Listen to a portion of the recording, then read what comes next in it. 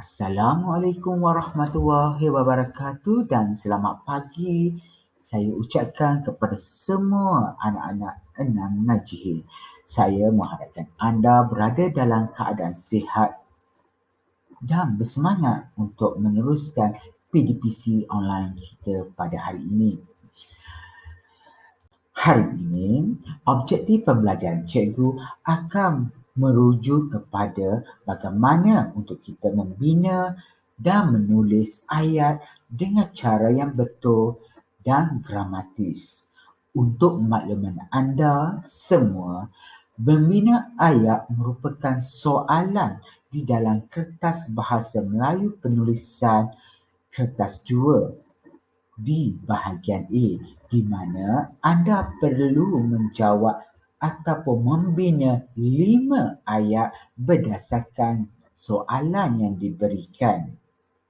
Jadi, bagaimana untuk kita menjawab ataupun membina ayat dengan cara yang betul?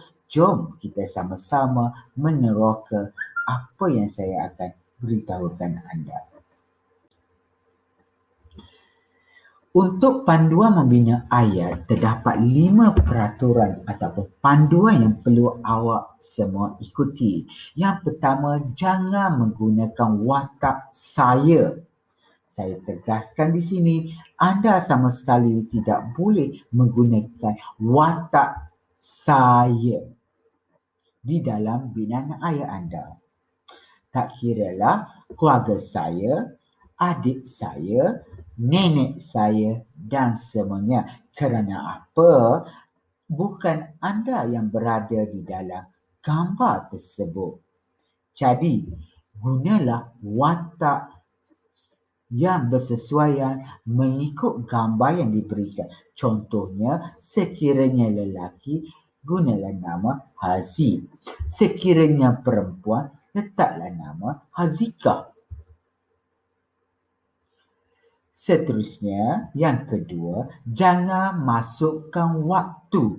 Contohnya pada pukul 5 petang ataupun pukul 8 malam di dalam binaan ayat anda. Ini kerana di dalam gambar tersebut sekiranya tidak dinyatakan waktu, jangan sekali-kali anda menggunakan atau memasukkan waktu dalam binaan ayat anda. Yang seterusnya, nama tempat. Anda juga tidak dibenarkan sama sekali untuk meletakkan nama tempat di dalam binaan ayat anda secara khusus. Contohnya, contoh ayat, Ahmad dan Abu berkelah di Pantai Batu Buruk. Ahmad dan Abu berkelah di Pantai Batu Buruk. Di situ anda telah meletakkan kata nama khas, iaitu nama tempat bagi Pantai Batu Buruk. Jadi sama sekali tidak boleh. Yang seterusnya, menggunakan penanda wacana pada permulaan binaan ayat anda.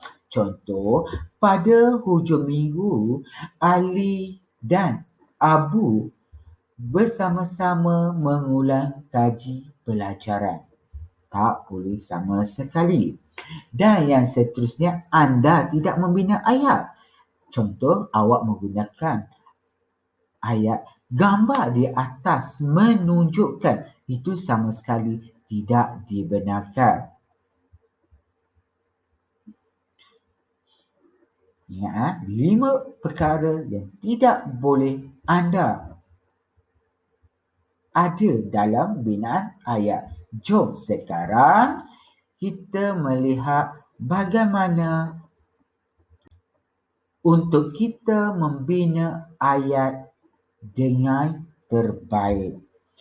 Yang pertama, anda perlu terlebih dahulu menentukan apakah tema ataupun kehendak soalan tersebut.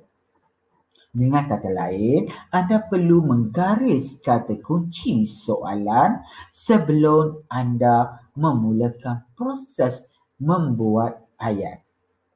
Seterusnya, anda dikehendaki memastikan apa kata kerja yang wujud di dalam gambar tersebut ataupun aktiviti yang terlibat di dalam gambar tersebut. Yang seterusnya, anda dikehendaki membulat gambar tersebut mengikut nombor 1, 2, 3, 4 dan 5. Dan sila pastikan juga anda tidak boleh sama sekali menggunakan gambar yang sendirinya anda tidak jelas. Maksudnya gambar yang terlalu jauh.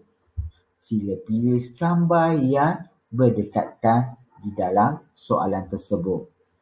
Seterusnya, proses membina ayat. Contoh, anda mestilah membina ayat menggunakan teknik-teknik yang telah diajar oleh guru anda. Apakah teknik yang kita telah pelajari selama ini? Teknik yang telah kita pelajari selama ini ialah teknik salak. Apa itu teknik salak? S merujuk kepada siapa, A aktiviti, apa yang mereka buat di dalam gambar, A merujuk kepada lokasi atau di mana, A alatan. So, apa cara ataupun alat yang digunakan dalam gambar tersebut. K, kenapa? Kita kena perbanyakkan soalan kenapa, mengapa. Anda juga boleh menggunakan suka, iaitu S merujuk kepada supaya, U untuk, K untuk kerana dan A untuk agar dalam binaan ayat anda. Jom kita lihat gambar yang dipaparkan di dalam slide ini. Gambar di bawah menunjukkan suasana percutian keluarga Sabaria di Dusun Datuk. Tulis 5 ayat lengkap tentang kelebihan bercuti di Dusun Datuk. Anda jelas dia meminta anda menjawab soalan ini, apakah kelebihan bercuti di Dusun Datuk?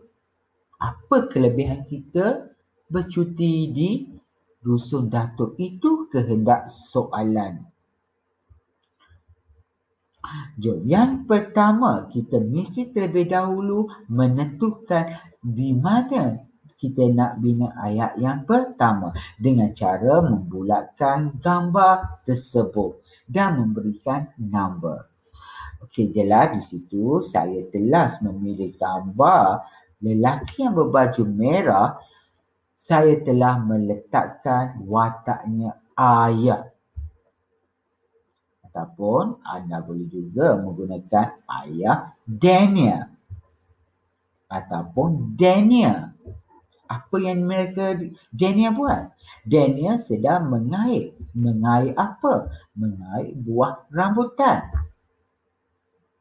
Menggunakan apa? Menggunakan galah.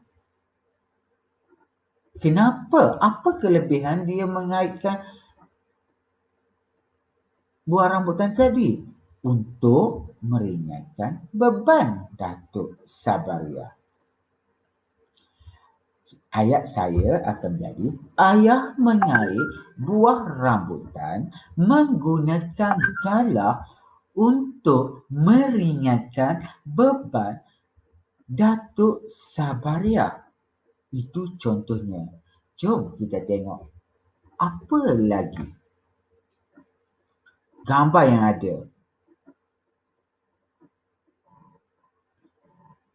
Anda lihat gambar yang seterusnya, wanita yang berbaju kuning. Apa dia buat? Apa yang dia buat di situ? Gambar yang seterusnya, gambar yang berwarna baju purple. Apa yang dia buat? Jadi, saya minta anda menggunakan teknik salak untuk membina ayat anda. berdasarkan soalan yang diberikan. Saya harap anda semua dapat mempelajari sesuatu pada hari ini dan dapat membina ayat dengan terbaik. Assalamualaikum warahmatullahi wabarakatuh.